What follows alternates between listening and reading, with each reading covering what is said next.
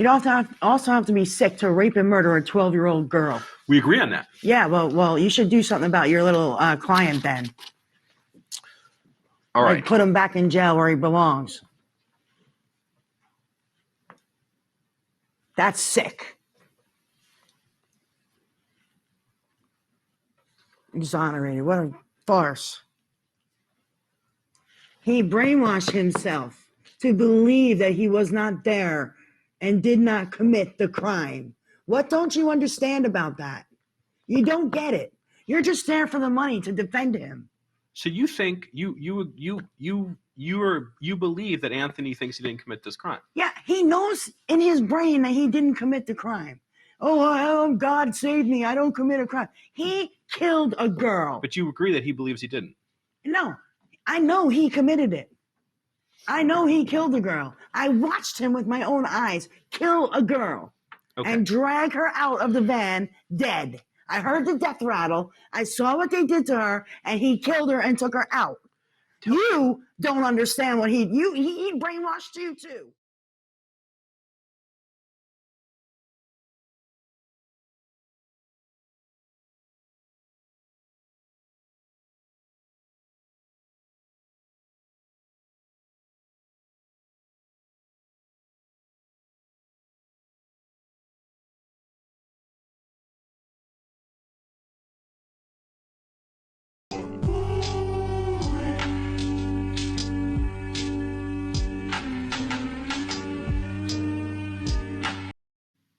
The Devil You Know, published in the September 2021 print issue of Rolling Stone. Written by Paul Solotaroff. Read by Eduardo Ballerini. Please note, this article contains accounts of sexual abuse and violence that listeners may find disturbing. Years before the secret room in the garage behind his place, years before he ran around sickening the souls of untold girls in Putnam County, New York, Howard Gombert had a Jones for Rachel R. From the day he entered her life with sweet talk and presence, Gombert danced attendance on Rachel. He took her fishing on his days off from work. He bought her jewelry and showered her with lingerie. I had my own drawer for slutty clothes, Rachel said at trial. At the time, Rachel was 10 years old. There are people born with an extra layer, a quality we call resilience. No one knows where it comes from, but we can confirm it exists. Because Rachel is still here and can't be silenced, though cops ignored her for a decade. I used my voice. I told everyone, she tells Rolling Stone. No matter how loud I spoke, though, they just didn't hear me. Lainey B. is still here and can't be silenced, though she was only 7 when Gombert molested her. The universe chose me because I was strong enough to survive, she says, to speak for all the girls who aren't here.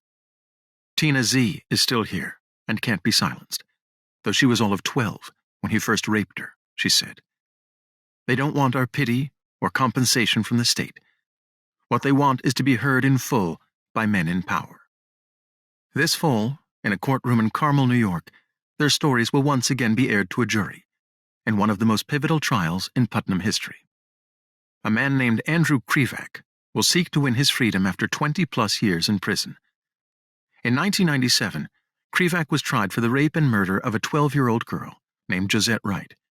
So was KRIVAK's best friend, Anthony DIPIPPO, who served 20 years in maximum pens before winning an acquittal at retrial.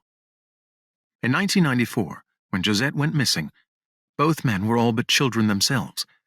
KRIVAK was 17, DIPIPPO 18.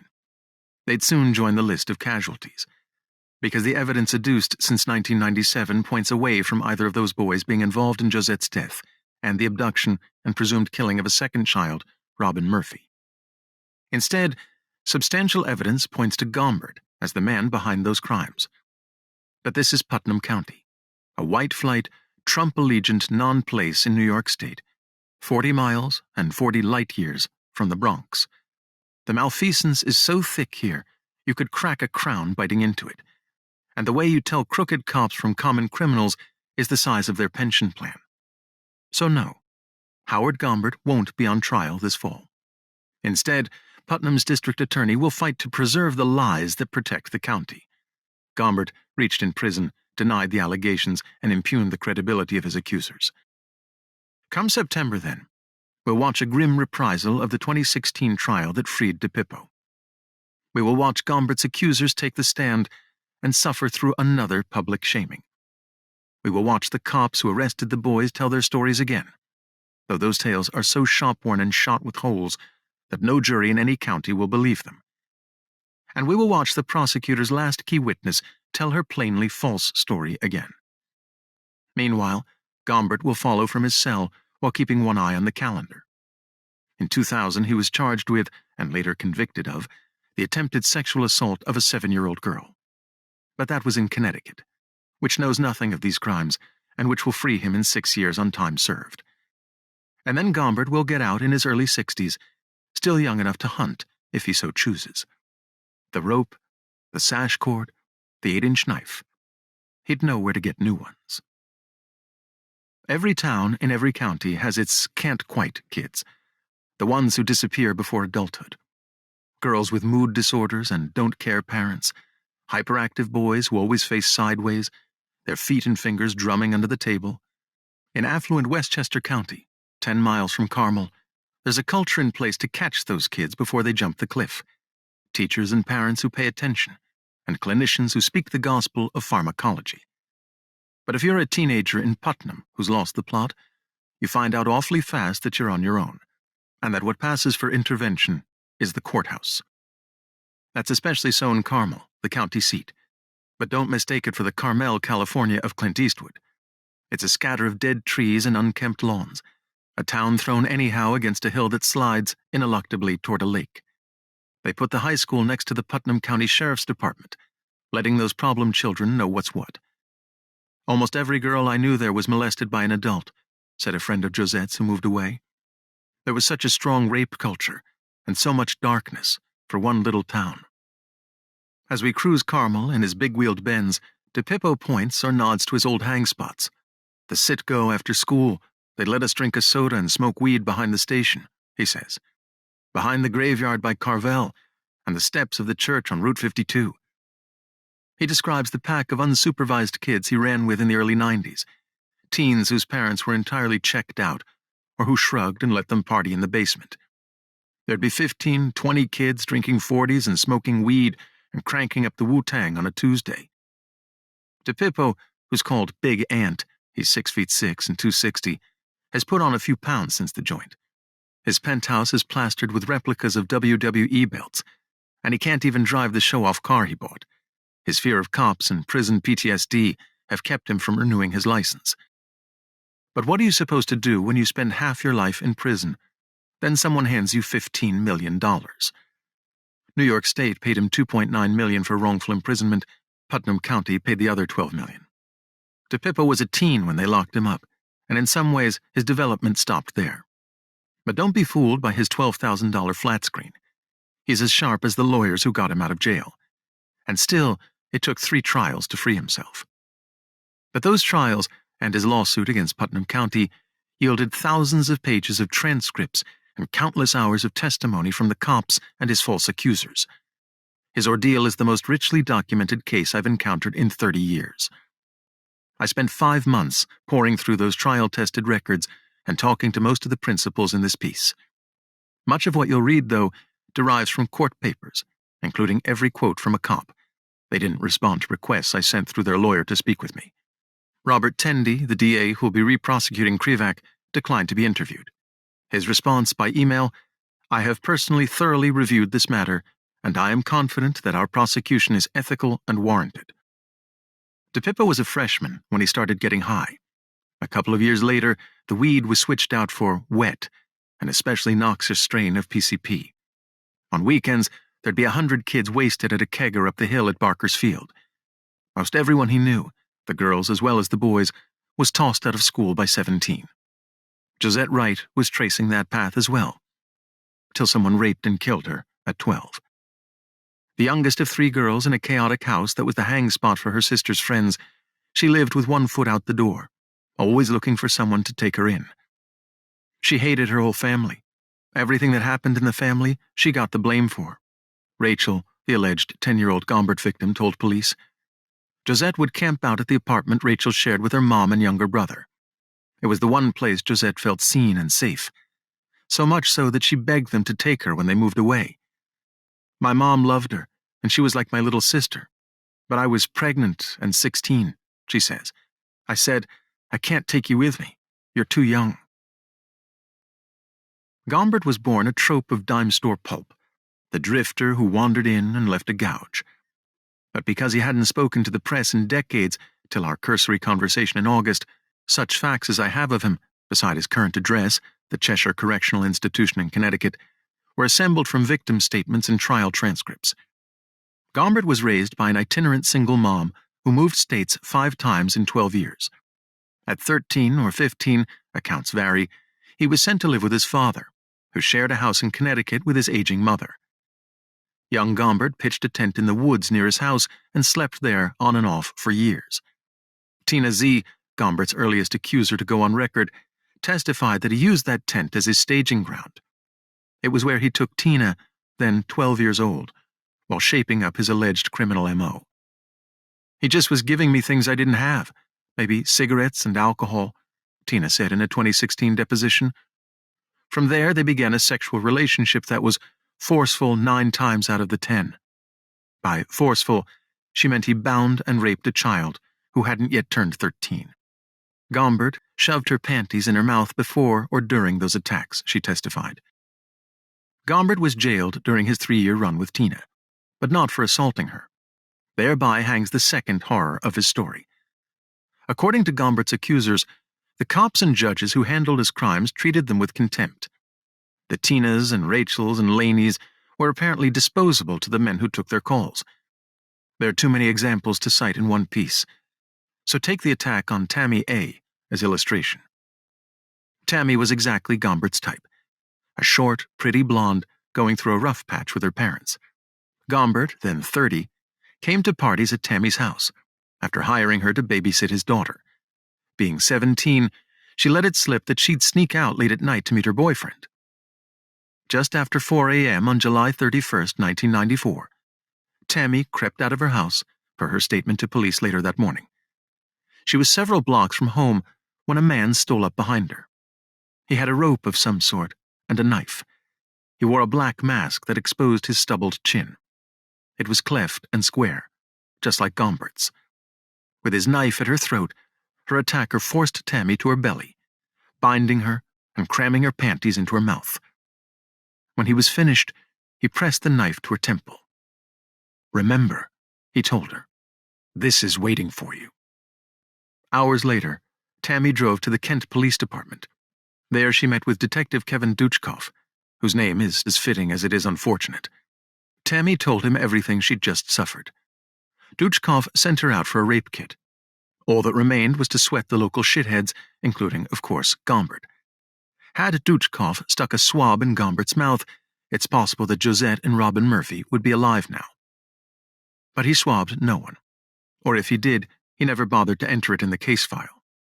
19 years later, Tammy killed herself, telling her sister, just days before her death, she'd been ruined by the rape. Duchkoff, who didn't respond to multiple requests for comment, is now the Kent Town Justice. And that, in sum, is Putnam County, a place where young girls twist in the wind while the cops who ignore them get ahead. One other detail to bear in mind. 9 weeks after Tammy was raped, Josette got into a car with a man she seemed to know. That car, a red coupe with a black hood, was a dead match for the one that Gombert often drove. Shortly after, Josette disappeared. It would be 13 months before a hunter found her in the woods, her hands bound behind her, her panties in her throat, and her bones picked clean by coyotes. If DIPIPPO wasn't a full-blown addict by 19, he was doing a fair impression of it for the cops. He and his buddies, KRIVAK and Adam Wilson, were constantly in transit to the Bronx or Harlem to buy drugs. DIPIPPO and KRIVAK were coming home from a rave holding PCP when police pulled them over. It was November 25, 1995, 3 days after Josette's bones were found. Her missing person case had been gathering dust on the desk of investigator Patrick Castaldo. A big, swaggering bull who threw his weight around, he wore his black hair up in a pompadour, performed at local functions as an Elvis impersonator, and carried himself at the Putnam County Sheriff's Department, PCS, like he thought Dirty Harry was a training reel. He was a racist who threw around the N-word, according to his former housemate. He was caught on tape beating and kicking a man who was shackled hand and foot on a courthouse floor. Castaldo, nearly twice the size of the fellow he pummeled, walked away briefly to hitch his belt. He then apparently decided that his detainee needed more moral instruction. Yanking him to his feet, he punched him in the back, then put him in a chokehold for 8 seconds. A security camera caught him in the act. But that didn't stop Castaldo. He filed a false report several days later and denied what the videotape plainly captured. Because he was the primary when Josette went missing, Castaldo caught her case as a homicide. Neither Castaldo nor his partner, investigator William Quick, had ever worked a murder before. Their investigative training in Putnam County consisted largely of a classroom course. We can't know for certain what they learned there, but we do know what they didn't: the most basic rules of detection and documentation. In 2019, when DIPIPPO sued them for rigging his wrongful conviction, Castaldo and Quick were forced to account for their conduct. As they ran through their far-fetched story, they both made some damning admissions. Neither seemed to grasp the terms Brady material or witness impeachment statements. Brady has been the law since 1963, when the Supreme Court ruled that cops must disclose proof if it points to a defendant's innocence. A few years later, cops were further compelled to tell a defendant when a witness against him lied. But when asked by DIPIPPO's lawyer what Brady meant, Castaldo said, "I'm not familiar." Know what impeachment evidence is? Yes, said Castaldo. What they're trying to do to the President of the United States. From the outset, the two cops seemed to have convinced themselves that DIPIPPO and KRIVAK were killers. All that remained was to prove their theory, even if that meant spinning proof from thin air. They already had them in custody, having pinched them for PCP. But those boys both had priors and a certain cool around cops. The third guy with them had neither. Dominic Neglia was a sweet but slow-witted giant who'd been struggling in special ed classes. Castaldo went after him like an orca does a seal. He stalked Neglia at his job and got him fired, Neglia later testified. He repeatedly rousted him out of class, then hauled him in and cracked him over the head. Over 2 months, Neglia gave him several statements, each more outlandish than the last. In the end, Neglia proved worthless. But he named a second teen for the cops to crack. Denise Rose, a hangout friend of DIPIPPO's, was short and heavyset, coarse and loud. She beat up mailboxes with a bat for laughs. According to her own courtroom testimony, she dropped out of school at 16 and was addicted to crack by 17. Like DIPIPPO, she had a budding criminal record and no apparent fear for her personal safety. She drove to New York City by herself with wads of cash to buy drugs. For addicts, though, the only thing worse than death is a bid upstate without your works. That is where Castaldo started with Rose. He threatened her with a conspiracy to murder charge, which carried up to 25 years. On April 2, 1996, 18 months after Josette Wright vanished, Rose agreed to talk to the two cops. According to Rose's father, who went to the station to retrieve her, she was interrogated for 6 hours. She'd later admit that Castaldo fed her crucial facts, the date and place of the murder, and that he showed her crime scene photos of the dead girl's garments. He said he'd arrest her by 5 o'clock tomorrow if she didn't get her story straight. At length, Rose gave him a cockeyed statement that got key plot points wrong. She claimed the rape happened in DIPIPPO's Bronco, a car he didn't buy till months later. She claimed they were joined by a teen named Jason Gray, who'd actually been in jail that night. She claimed they were hanging at the diner, and barely mentions the Citgo station across the street. No matter that these lies were easily disproven. The cops crossed out her flubs and wrote in different details. It was the first of many crumbs they would sprinkle for DIPIPPO's lawyers to follow. By the time they were done, they'd leave a bakery, not a bread trail, and their conduct would cost the county a fortune. If KRIVAK wins his retrial, Putnam could write him a check that dwarfs what it paid DIPIPPO. That could leave the taxpayers holding the bag for a lesson that officials never learn. It is very expensive to employ bad cops. Okay. Now, you mentioned that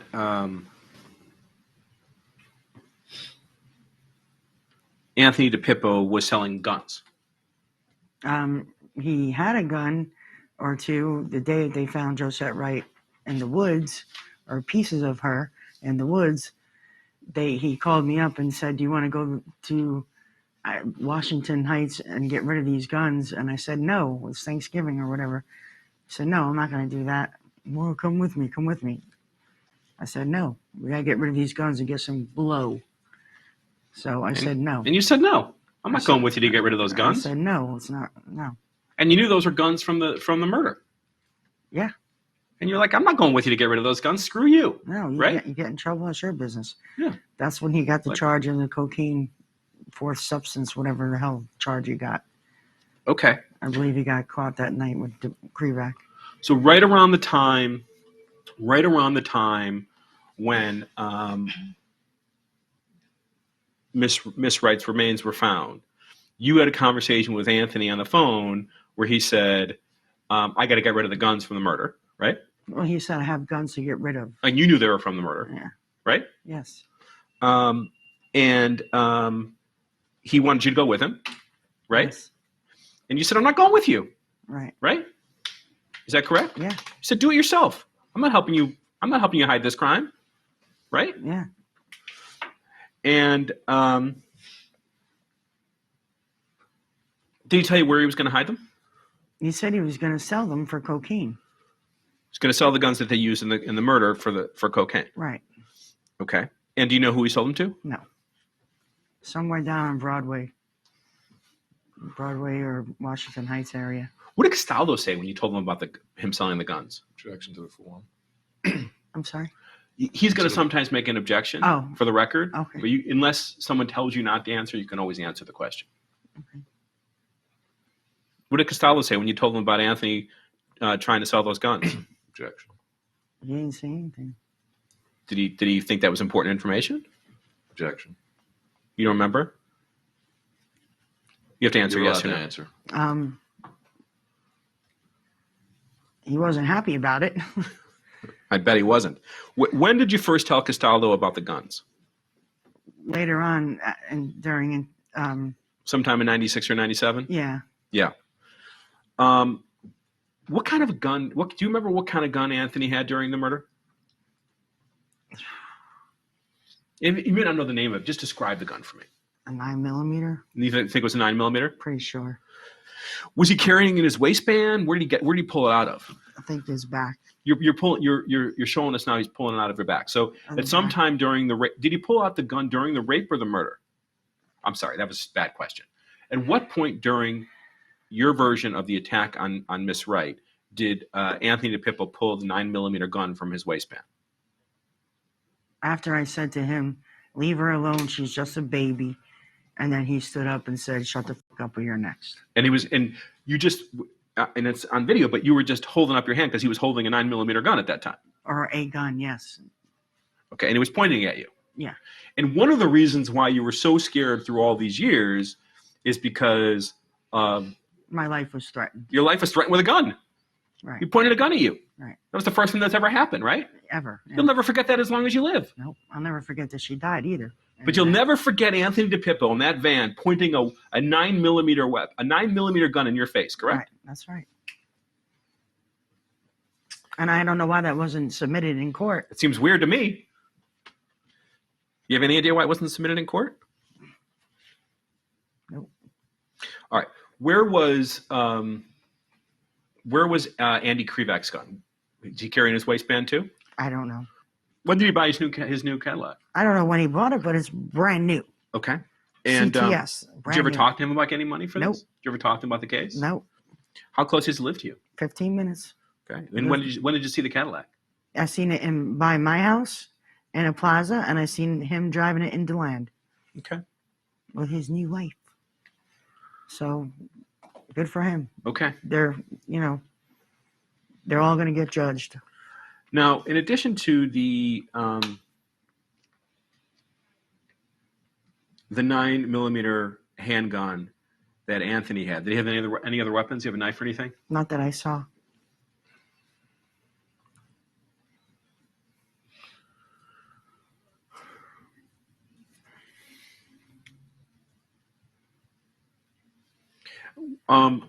During what portions of the attack was Anthony holding a gun? When he stood up and said, "Shut the fuck up or you're next." All right. So that was after. Was after the attack or during the attack? While KRIVAK was raping her. Okay. And did that gun stay out during the time that he attacked her? Or did you put it back in his He waistband? must have put it back because as soon as I said something, that's when the gun came out, and he said to me, "Sit the fuck down or you're next." And then I didn't see a gun anymore. You didn't see a gun anymore. He could have thrown it out the van. I don't know. Could have put it in the woods with her. I have no idea. By the way, I'm guessing that when you told Castaldo about the 9mm gun, he had a lot of questions about that, right? Right. He wanted to know exactly what it looked like, correct? Yes. He wanted to know each time he had seen it afterward, right? Yes. Did you tell him where in Anthony's house he kept it? I didn't know where he kept it in his house. All right, but that's the kinds of questions Castaldo was asking you about. Yes. He really wanted to know what happened with that gun. Yes. And he was really interested when you told him that he sold it to drug dealers, right? Right. Yes. He seemed really interested in that. Took lots of notes. He must have. Okay. I didn't see. Did you him talk take about it notes. more than? Did you talk about it more than once? No. Okay. Just give me 30 seconds, please, off the record. We're off the record at 11:16 a.m. We're on the record at 11:17 a.m. This is the beginning of Disc 2. Miss Rose, have you witnessed any other murders? No. This is the only one. Yeah. So there's no way for you to confuse this murder with another murder, right? Okay. Now, you testified in a number of different trials, correct? Yes. All under oath. Yes. Each time you testified, you were prepared by the prosecutor, correct? Yes. And you had a number of meetings with Castaldo, correct? Yes. He came to your house a number of times. Yes. He went through what you had seen and what you had heard numerous times with you. Yes. And you went through exactly what you saw and heard numerous times under oath at trial Yes. back in 97, right? Yes. And even 2016. Yes. You testified repeatedly about everything that you saw in the murder, correct? Yes. Can you explain why you've never mentioned to anyone before today that Anthony DiPippo had a gun? I didn't mention it. Well, I've read everything. I've read every piece of your testimony. I've read everything in each trial, and there is no mention of a gun. I don't know why. That's why I said before. I don't know why it was never entered in any information. Okay. The reason it was never mentioned in any information is because you just made it up today, correct? No, that's not correct. The first time you ever told anybody anything about a gun is today under oath, correct? No, that's incorrect. Okay. And you're as sure about that gun as you are that Anthony DiPippo committed this murder, correct? I am positive. Okay. And you remember testifying about the gun at the trials, correct? Yes. You remember testifying, you remember telling Castaldo about the gun in your interviews, correct? Right. Remember him writing it down? Yep. Right. And you're as certain about that as you are that Anthony DiPippo committed this crime, correct? That's true. And you would never lie and make up a gun to make yourself look better, right? You would have to be sick to make up any of this. Okay. You'd have to be sick to make up that Anthony DiPippo had a 9mm gun pointed in your face when he really didn't, right? Yeah, you would. You'd also have to be sick to rape and murder a 12-year-old girl. We agree on that. Yeah, well, you should do something about your little client then. All right. Like put him back in jail where he belongs. That's sick. Exonerated. What a farce. He brainwashed himself to believe that he was not there and did not commit the crime. What don't you understand about that? You don't get it. You're just there for the money to defend him. So you think you believe that Anthony thinks he didn't commit this crime? Yeah, he knows in his brain that he didn't commit the crime. Oh, God saved me. I don't commit a crime. He killed a girl. But you agree that he believes he didn't? No, I know he committed it. I know he killed a girl. I watched him with my own eyes kill a girl and drag her out of the van dead. I heard the death rattle. I saw what they did to her, and he killed her and took her out. You don't understand what he brainwashed you too. Tell me about the death rattle. It's when you have your underwear and your socks and bra shoved down your throat. Yeah. Okay, and you're suffocating, and you can't breathe. So what does it sound like? It's you know what the death rattle is. And you heard that. I heard her, and I saw her in the van, lifeless. And you'll never forget hearing I that. will never forget that You'll sound. never forget hearing that death I will rattle. never forget it because DIPIPPO and KRIVAK are the ones that did Listen. it. No, I'm listening. You're never going to forget hearing that death rattle. I will right? never in my life forget the murder that those two did. I'm asking about something very specific. Yes, I'll never forget the death rattle. Okay. And you also testified about that. Yes, I did. And you told Castaldo about that. That she was lifeless coming out of that van. And that you heard the death rattle. I heard it. Dude, her head was right by my knee. How could you not hear that? Right. And Right. that's what you told everybody when they asked. You Right, heard, and that's you the heard the death truth. rattle. That is the truth. Meanwhile, Howard Gombert was keeping busy. From the time of his alleged attack on Tammy A. till his arrest in Connecticut in 2000, Gombert was a crime wave in 2 states. 3 women would later testify that the self-proclaimed warlock, he wore pentagram pendants, threatened to hex women, and had a car decal reading 100% evil, raped and beat them on a regular basis. There was Rachel R., now a mom at 16, who said she'd been raped by Gombert while pregnant. There was her mom, Sheila, a depressed single parent supporting a family on her laundry worker earnings. Before long, she would testify, he was restraining her with zip ties and rope. He'd tie me to the bedpost, Sheila said in depositions. According to Rachel and Sheila, Gombert, the avid woodsman, used complex knots that tightened when they resisted. He punched or choked them in the act. His eyes would turn pitch black in fissile rage. Then there was Anne-Marie D., who was 16 when Gombert wooed her. She said the rapes and beatings commenced forthwith. He would pretty much just hold me down and force me to do it. He had sodomized me, Anne-Marie told an investigator. That went on for years and got increasingly brutal. She finally had him arrested in 1995. Anne-Marie, who has left the state, could not be reached. It was his second arrest for rape in 4 years in Putnam. Both victims were minors when the alleged rapes began. But 9 months later, when Josette's body turned up, Castaldo and Quick never brought in Gombert to ask him about her death. The information we got, Gombert was not in the picture, Castaldo claimed, though there's nothing in the case file to support that. No alibi for Gombert.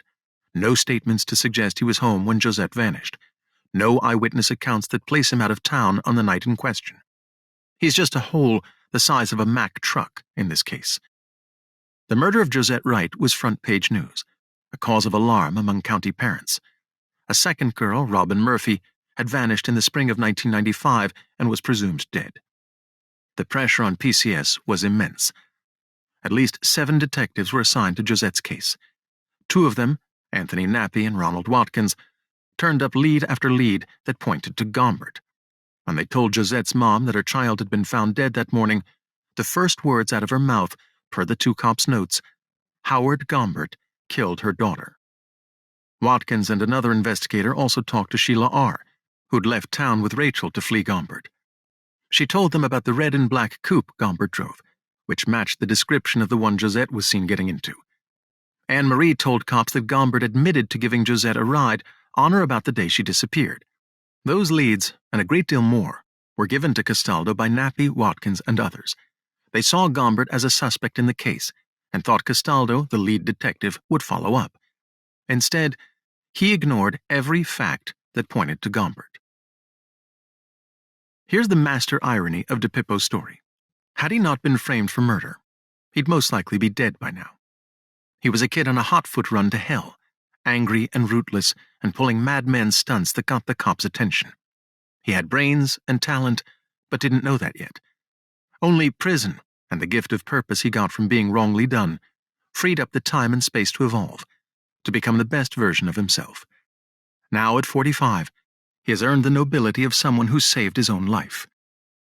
Like a lot of Carmel kids, DIPIPPO's youth was undermined by a parent's selfish behavior. He was 8 when his construction worker father took up with a receptionist at his job site. Anthony and his mother Molly bounced around the area for the next year, on and off welfare and food stamps. DIPIPPO got fat, trying to eat his way through it. Bullies called him DIPIPPO the Hippo. Then in 6th grade, he shot up half a foot and got very good at backyard wrestling. but shame and rage had twisted a screw in him, made him a too-tall bruiser with a grudge. By high school, he was the kid tossing trash cans into the path of oncoming trains. Likewise, his best friend, Andy KRIVAK. His mother walked out on him when he was young. The house she left behind stunk of mold and pet waste. You'd have that smell on your clothes for days, says DIPIPPO.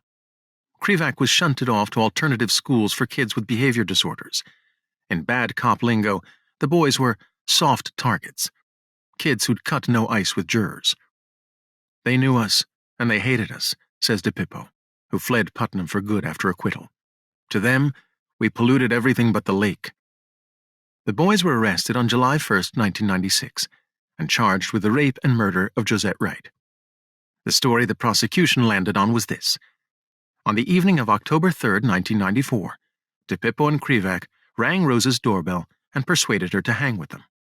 Josette was in KRIVAK's van already, sitting on the floor because the rear seats had been removed. The four kids drove to the Citgo station in town where, according to Rose, there were 20 teens partying in the lot.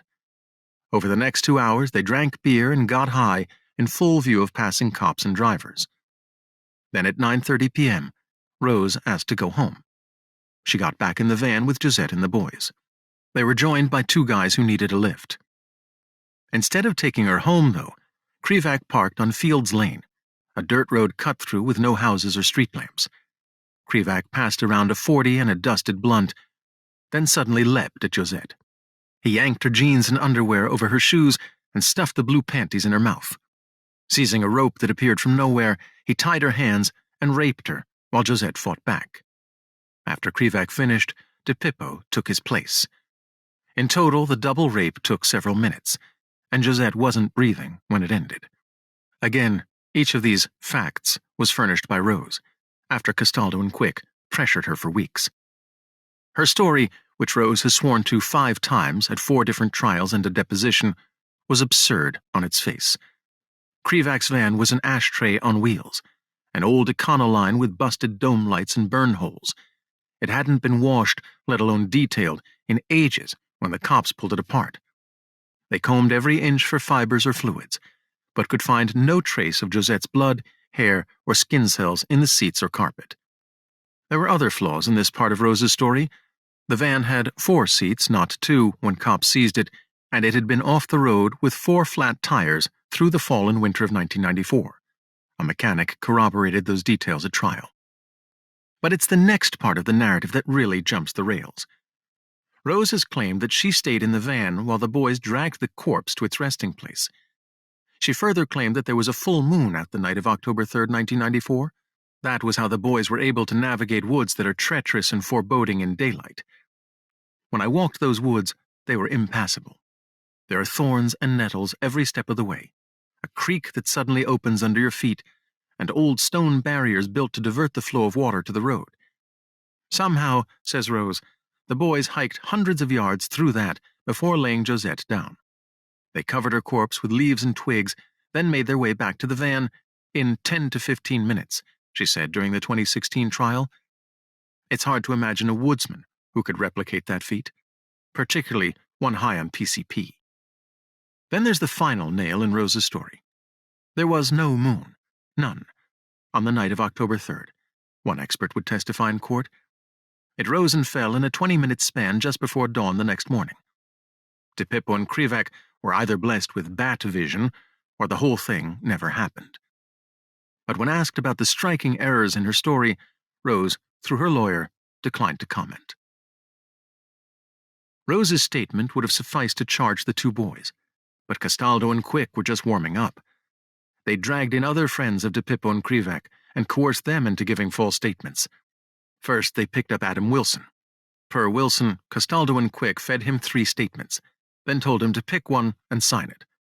Likewise, a guy named Bill McGregor, whom they browbeat and menaced for many hours, according to his 2016 testimony, before he agreed to say he was in the van, asleep.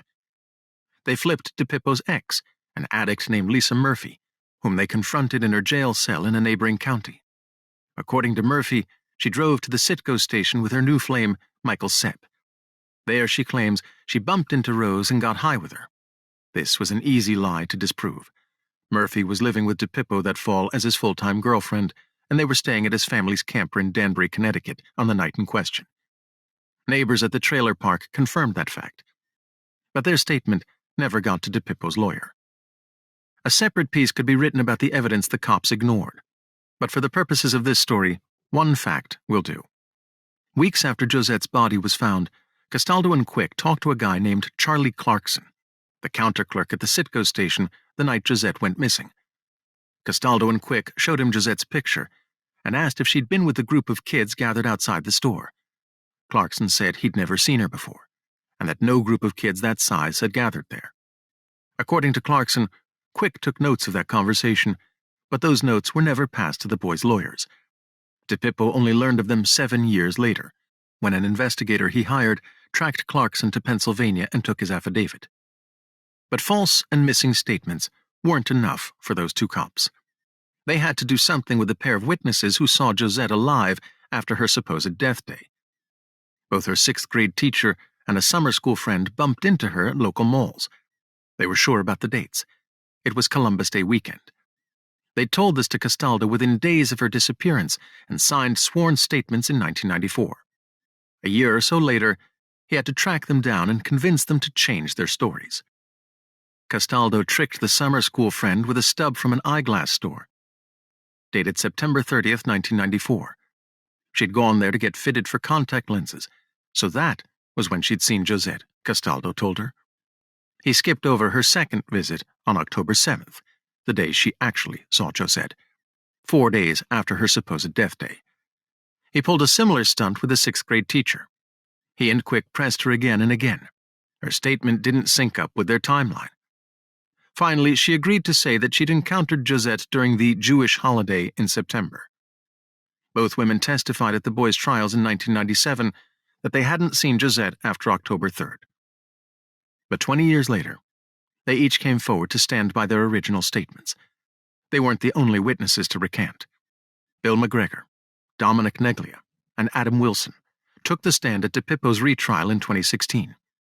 Each of them testified that Castaldo and Quick, neither of whom responded to requests for comment through their lawyer, bullied them into bearing false witness. After more than 12 hours of interrogation, I decided to go along with the dirty game they were playing, Wilson testified. It was almost like a badly written movie, where somebody said, "You're going to tell us what we want to know, whether you like it or not." With the clarity of hindsight, it seems preposterous that a jury could have convicted either teen of murder. There was no DNA evidence or weapon produced, and the only witnesses were teenage stoners making oaths of themselves on the stand. But DiPippo and KRIVAK were convicted at separate trials in the summer of 1997. Bad lawyering played a part in it, particularly for DiPippo. His attorney, Robert Leader, had been Gombert's lawyer in 2 prior sexual assault cases in Putnam County. The first was Rachel R.'s. Rachel tells Rolling Stone that she'd reported Gombert in 1991 when she was a 7th grader. But the judge at her hearing forced her to face down Gombert, she says, rather than testify on video in a separate room. Rachel panicked and fled the court. The charges were dropped. Likewise, the Anne Marie D. rape case in 1995. At the time, Gombert handed Leader a photo album that he shared with the prosecutor of that case. It consisted of snapshots Gombert took of Anne Marie in varying states of undress. Leader claimed the pictures proved the sex was consensual. The charges were quickly dropped. That information might have saved DiPippo if his lawyer had been candid with him.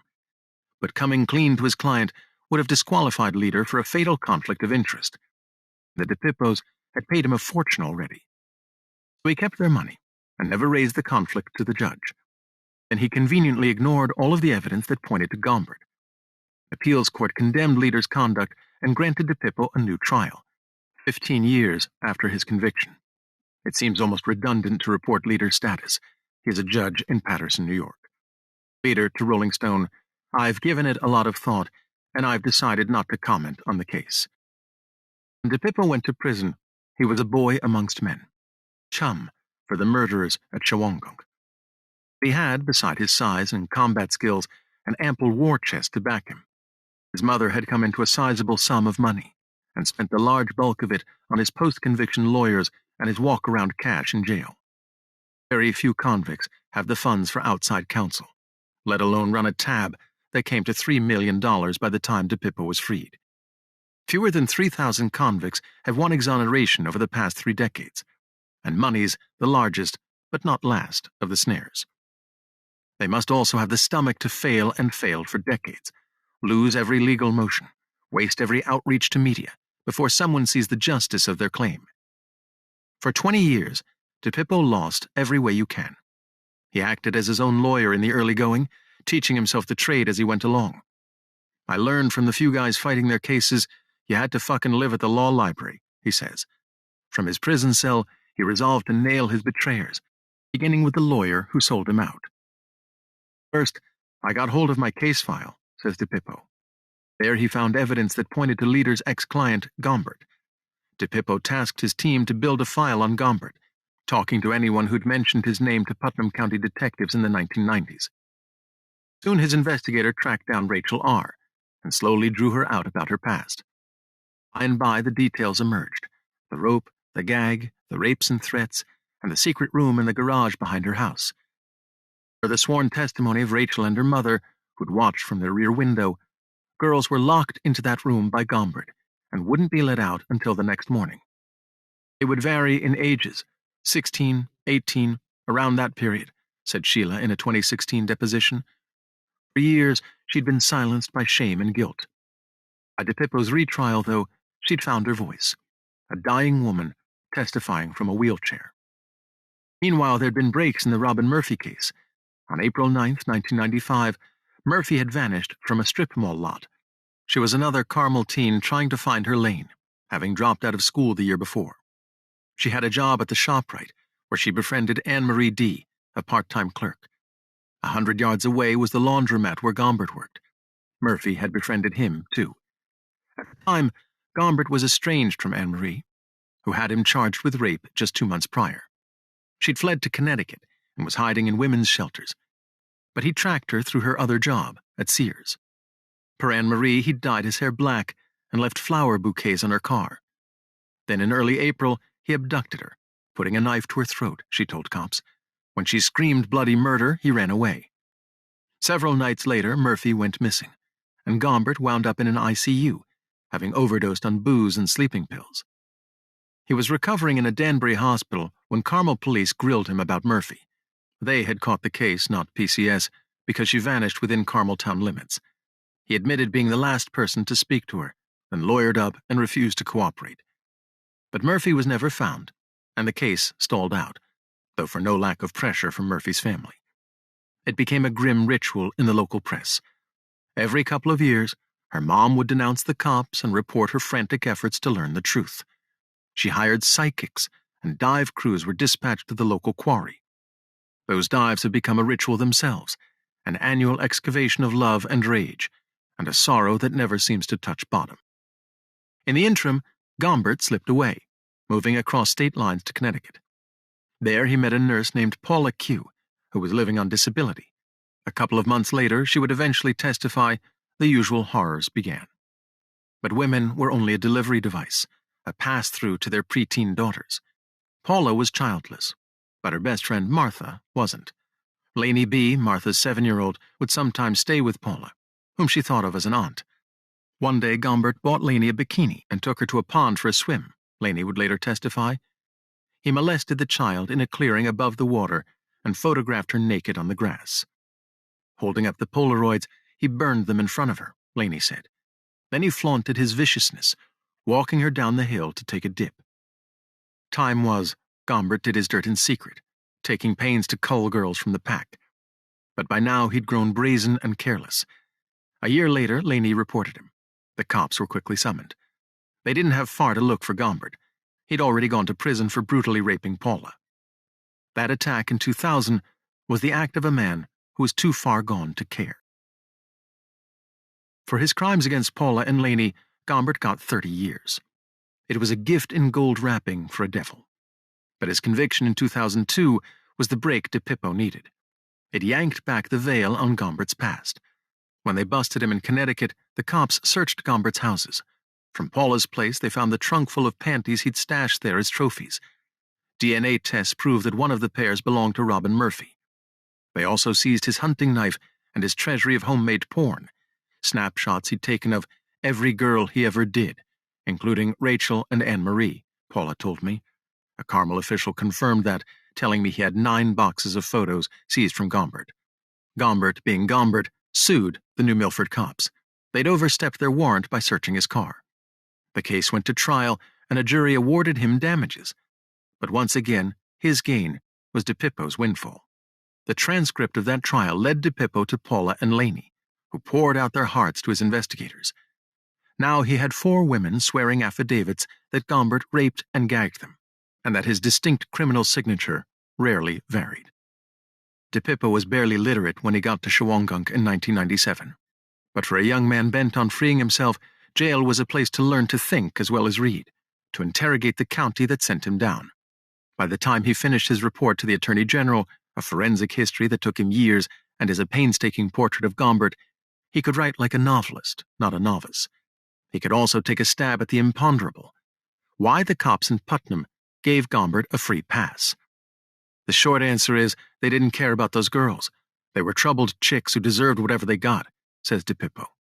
But the broader truth, he thinks, includes race. I know from their notes that they called me and Andy wiggers. We dressed black and sold dope. We listened to rap music, so they decided to make examples of us. Up against this culture, it's a wonder DIPIPPO ever found daylight. But in 2007, Putnam elected a DA who had no prior investment in the case. If DIPIPPO was guilty, I hoped he'd die in jail, says Adam Levy, who served 2 terms in that post. But if he wasn't, I didn't want him doing another night for something he didn't do. Levy's office consented to a hearing on his conflict of interest claim. DIPIPPO deposed Leader, his former lawyer. Leader denied tanking the trial in 1997, but admitted that he'd never investigated Gombert. That statement should have won DIPIPPO a new trial, but once again a judge ruled against him. DIPIPPO was devastated, then got up the next day with a plan to draft a motion. You either keep going or you die, he says. Prison's like a cemetery for the living, but I wasn't giving up. I refused to let those punk cops beat me. Besides, each loss was a gift of time to build his case against Gombert. By 2011, when the appeals court granted him a retrial, the proof he'd compiled was staggering. That year, for instance, Gombert allegedly crowed to a fellow inmate that he may have raped and killed 2 girls in Putnam County. He said Josette was a slut who'd flirted with him a lot. She offered to babysit his toddler daughter, which was how he could get her in his car. The inmate, Joe Santoro, pressed him for details. At first, she didn't want to do it, Santoro remembered Gombert saying. I had to persuade her. He ended up fucking her in the car, a red coupe with a black hood. Santoro asked him if this happened around the time Josette died. He said, it don't matter anyway. They already got those other guys for that crime. From prison, Gombert denied raping Josette, calling her somebody I didn't even know, though he admitted to meeting her once. Then Santoro said he talked about the second body, a chick he used to know, named Robin. They won't find her if they didn't find her yet, he boasted, which left him in the clear. Santoro ran to his cell and wrote down those details. He later passed them to DIPIPPO. In 2016, Santoro took the stand and testified to his story at trial. Gombert disputes Santoro's account, alleging that Santoro was paid off, but produced no evidence to support this. Gombert also points to the fact that, in April 2021, Santoro was arrested on federal extortion charges for allegedly threatening to recant his prior testimony unless he was compensated. According to the complaint against him, he confirmed the testimony had been truthful. That case is ongoing. In the run-up to the 2012 trial, DIPIPPO presented everything he'd put together against Gombert. Affidavits from 4 victims, Gombert's alleged confession to Santoro, and the trunk of panties seized from Paula's. But the judge at his retrial blocked every shred of evidence against Gombert. Once again, DIPIPPO had to fight for his life in a courtroom tilted against him. Barred from even raising Gombert's name to jurors, he lost his retrial in 2012. He was 16 years in, and millions of dollars out. No one would have blamed him for folding. Instead, he doubled down, hiring one of the most pugnacious lawyers in New York City. Ben Brafman had made his bones repping Salvatore Sammy the Bull Gravano, Jay-Z, and Sean Combs. Brafman put his post-conviction partners to work, tasking them to rethink the case from scratch. Mark Baker, the appellate lawyer on the team, read the Gombert file and had a radical thought. There's a weapon DAs have called the Molyneux Rule, to include prior bad acts against defendants, says Baker. He cites Bill Cosby as an example. At Cosby's second trial for sexual assault, the judge let his previous victims take the stand to establish Cosby's MO. I figured, why can't we do a reverse Molyneux, says Baker. Bring in Gombert's history as a criminal pattern, but use it on behalf of our defendant. The ploy either hadn't been argued before or had never prevailed on appeal. Because it was a novel issue of law, a judge in New York's Court of Appeals granted him a hearing. Baker persuaded that judge to have the full court review it. He argued his case before the 7-member panel in January 2016. There's only a 2% chance of getting the entire panel to hear your argument. But Baker got to make his case, and the court agreed with him. It issued a precedent-setting decree that gave DIPIPPO a third trial while opening the doors for others wrongly accused. It found that the judge at his 2012 trial had wrongly barred his introduction of evidence against Gombert. He was entitled to make a robust defense, they said, and if that meant accusing Howard Gombert of murder, well then, a jury should hear it and decide. DIPIPPO was ecstatic. The ground had moved beneath him. Alas, it had moved below the DA's office, too. Levy had been replaced by Robert Tendy, who was bent on sending DIPIPPO back to prison. He'd been released to home confinement pending trial. Tendy brought on a shark to handle the case, a prosecutor from Manhattan named Larry Glasser. Glasser's first act was to phone his star witness. Denise Rose lived anonymously in small-town Florida, an unstable single mother who couldn't keep a job and was on probation for public drunkenness. A year before, a lawyer from Levy's office had flown down to see her, wanting to know how she'd hold up at a third trial. He'd found her really damaged and deeply dishonest, a woman he wouldn't trust to tell the time. That lawyer, a veteran prosecutor who asked not to be named, walked her through her account of the murder. He tells Rolling Stone he grilled Rose about what the victim wore, right down to her earrings. At the 1-hour mark, he hid his wrist from Rose. "What color is my watch?" he asked her. Rose, sitting smack in front of him, said she had no idea. "Exactly," said the lawyer. "That's how I know you lied. Witnesses never remember pointless details." Rose broke down and blurted out, "Castaldo." He was the one, she said, who gave her all those facts, but she insisted against all proof that she'd seen a crime. It was this version of Rose who took the stand a year later. Mark Agnifilo, DIPIPPO's trial lawyer, tied her up in knots, then poked huge holes in her story. Over 20 years, she'd told 3 juries that she feared DIPIPPO would kill her, but Agnifilo wrung from her the shabby truth. She'd spent every free evening after the murder clubbing and copping drugs with DIPIPPO. By the time she confessed to having sex with him once, and often cooking dinner for the two of them, the jurors had heard enough. Not only did they not believe her, they wanted to get the truth, says Agnifilo. What actually happened, and who did what to whom? With the stage now set to address those questions, Agnifilo called Gombert's accusers. Lainey B. talked about being raped at 7, then sobbed as she described what happened next. "He took pictures of my vagina, and he made me look," she said. When she cried, he just lit them on fire. Getting off the stand, she was destroyed, she says. "I ran to the bathroom and was wailing so loud that security came to check on me. It was the rawest moment of my entire life." Then came Rachel R., a stunning but doom-struck woman, having led a life deformed by rape. She'd been taken from her mother and placed in care when she reported Gombert at age 13.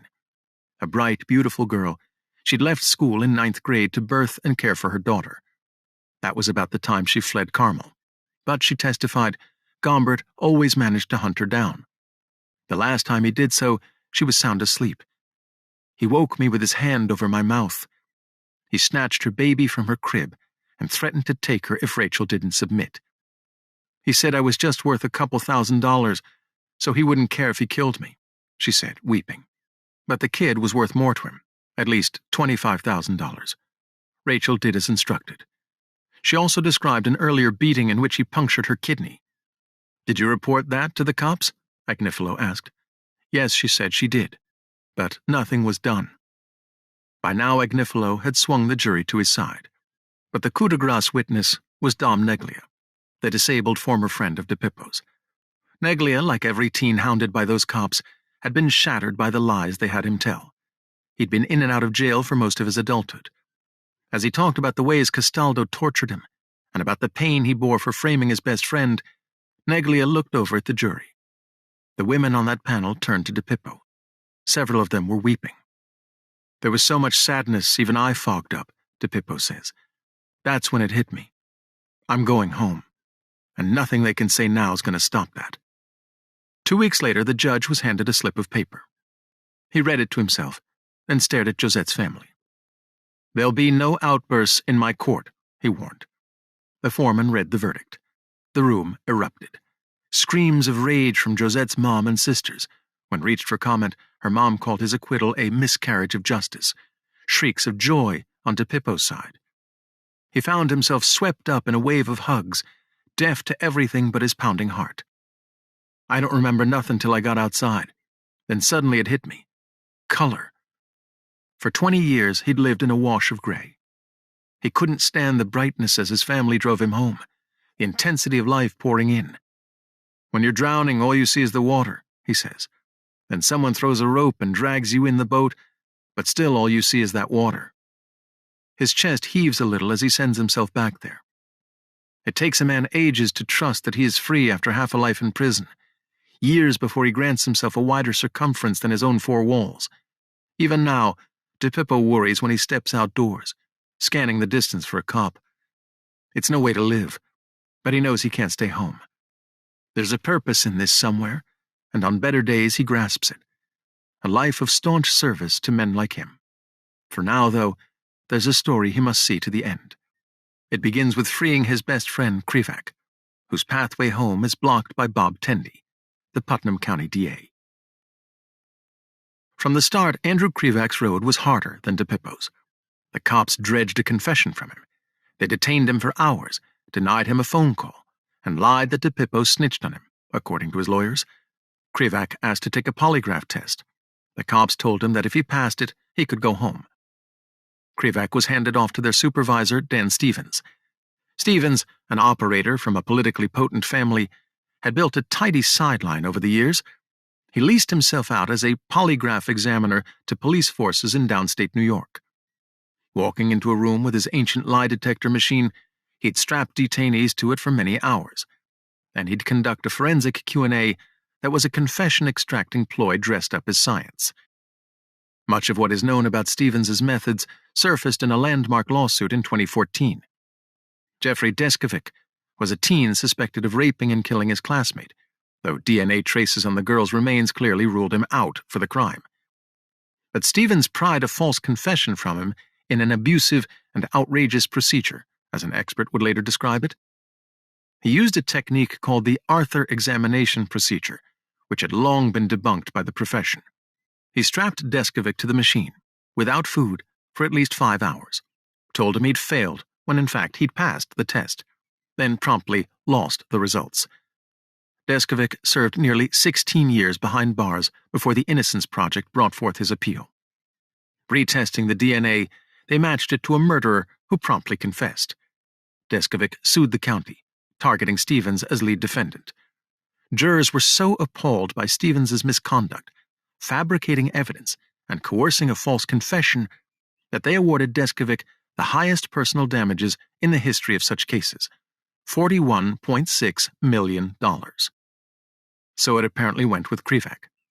Though Stevens's machine malfunctioned halfway through, he told KRIVAK that it had caught him in lies about the murder. That was false. KRIVAK gave truthful answers, as an expert would certify years later. But KRIVAK broke down then and signed a confession that Quick wrote out for him.